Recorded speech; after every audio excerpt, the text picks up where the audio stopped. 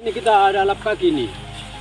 Merah putih kita taruh jadi lap kaki di bawah karena Papua FBI siap bertanggung jawab. Kasih turun dulu baru. Papua, tanah yang indah, namun jarang benar-benar tenang. Di balik lembah hijau dan gunung berkabut, masih ada suara senjata yang memecah hening.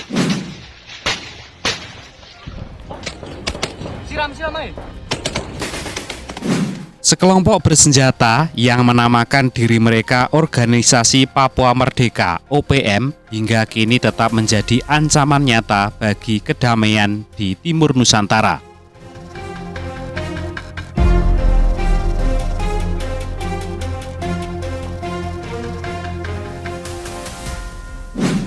Bahkan, baru-baru ini dunia kembali dikejutkan.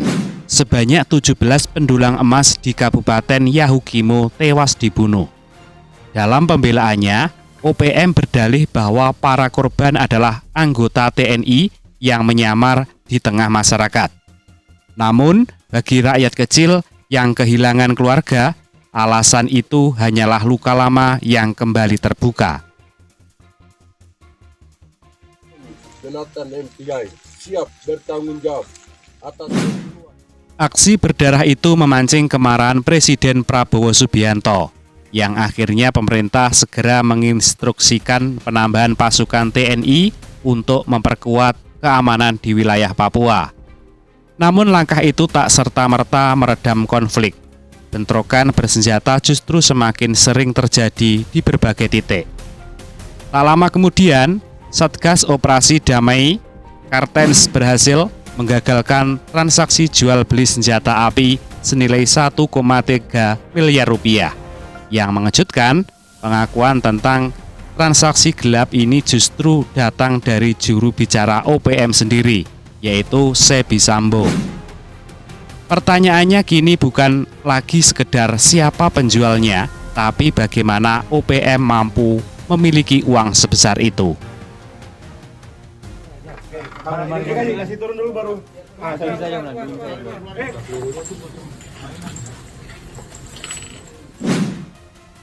Penyelidikan membuka banyak jalur pendanaan. Salah satunya berasal dari perdagangan ganja.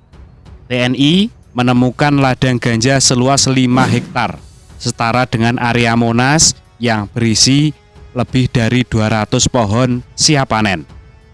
Tak jauh dari situ berdiri gubuk kecil dengan bendera bintang kejora. Temuan ini memperkuat dugaan ladang tersebut dikelola oleh sekelompok separatis sebagai sumber utama untuk biaya perang mereka.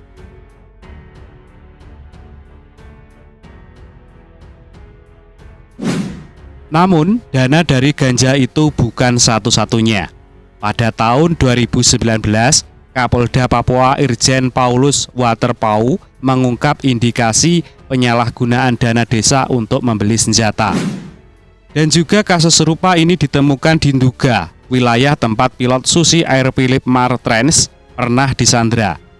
Aparat menemukan bukti bahwa sebagian dana desa digunakan untuk mendukung kegiatan persenjataan OPM. Desakan pun muncul agar pemerintah menunda alokasi dana sebesar 14 juta dolar Amerika pada tahun 2023 demi mencegah aliran dana baru. Juru bicara pemerintah Kabupaten Nduga, Otoni Wanimbo, bahkan mengaku lemahnya pengawasan penggunaan dana desa di daerahnya. Tak berhenti di situ, nama Lukas NMB, gubernur nonaktif Papua, turut terseret dalam dugaan penyelewengan dana otonomi khusus. PPATK mencatat transaksi ke kasino senilai 560 miliar yang memunculkan dugaan adanya penyimpangan besar. Meski belum pernah terbukti sepenuhnya, isu bahwa sebagian dana otsus mengalir ke OPM masih terus membayangi.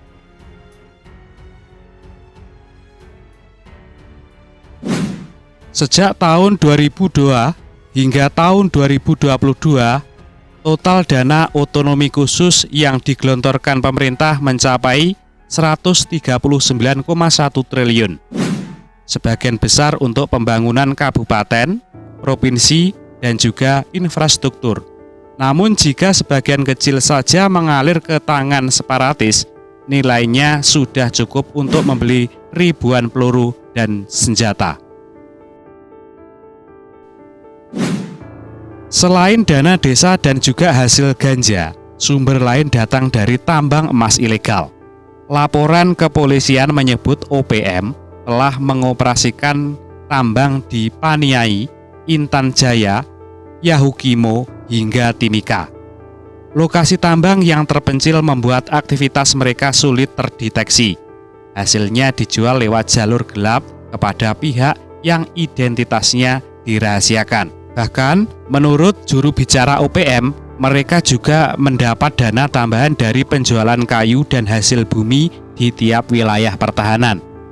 Dalam beberapa kasus, ditemukan pula oknum aparatur sipil negara yang terlibat sebagai pemasok senjata. Seperti kasus tahun 2021 saat seorang ASN Kabupaten Yahukimo ditangkap karena menjadi penyalur logistik dan senjata api bagi separatis.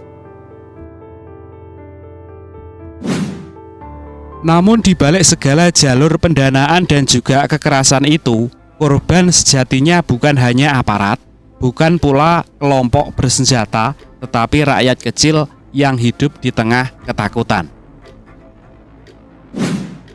Banyak warga Papua menjadi korban penjaraan. Kelompok separatis merampas bahan makanan, barang dagangan, hingga uang tunai di bawah ancaman senjata. Dalam situasi seperti ini, masyarakat nyaris tak berdaya. Ketakutan menjadi teman sehari-hari. Banyak yang berhenti berdagang, berhenti bertani, bahkan berhenti bermimpi. Kekerasan tak hanya merampas harta, tapi juga rasa aman, hal yang paling mendasar bagi setiap manusia. Ini ketika pemerintah berupaya menegakkan kembali keamanan di tanah Papua, muncul satu pertanyaan yang sulit dijawab. Sampai kapan konflik ini akan berakhir?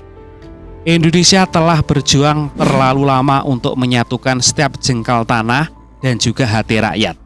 Papua bukan sekedar wilayah di ujung peta, tapi bagian dari tubuh dan juga jiwa bangsa ini. Setiap peluru yang ditembakkan di sana adalah luka bagi seluruh Indonesia, dan setiap upaya perdamaian, sekecil apapun, adalah langkah untuk menyembuhkan luka yang telah terlalu lama menggagah.